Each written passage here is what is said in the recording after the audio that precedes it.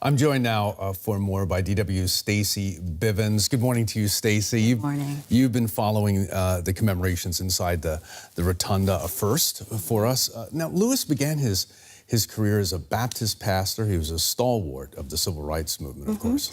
That's right. He started out in the early 60s, risking his life, bodily harm, to try to bring equality to all Americans. And this is one of the reasons why he was so beloved, because he was genuine in his love for other humans, and he was determined.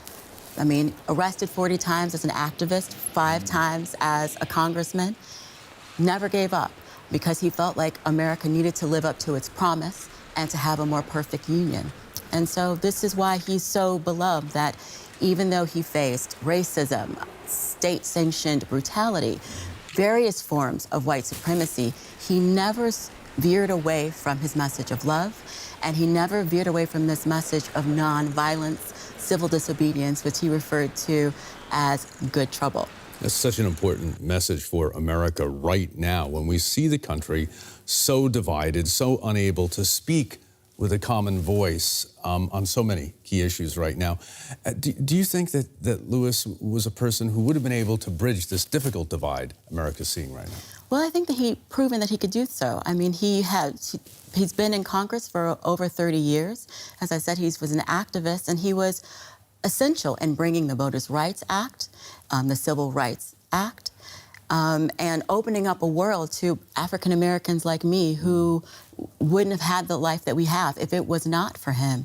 And when you look at how he was honored in the Rotunda, Nancy Pelosi, the speaker, saying that he was beloved and revered across party lines, and Senate Majority Leader Mitch McConnell also talking about his great character, you see how he was able to touch people from different parties. And it wasn't just a political thing. I think that what's really powerful about who this man is the fact that people on the street still follow his example decades after he was beaten and arrested. Of nonviolence, of standing up. Exactly. Exactly. Character is so important. You mentioned that as part of his legacy. What else do you think will be part of that legacy?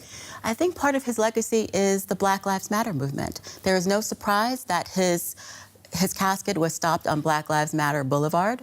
That's a strong signal that he supports this movement, and that he was really heartened by the diversity of people, Black, white, Latino, Asian, Native American, all coming together with one voice across the country. I think that this is his legacy. I think that people like me are his legacy.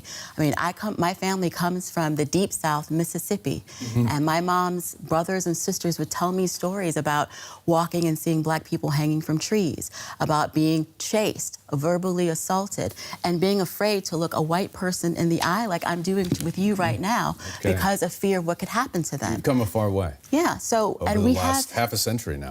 Exactly, and we have him to thank for this, and this is part of his legacy, and it's an ongoing journey. DW's Stacey Bivens. Thanks so very much, Stacey, for coming in on this today. You're welcome.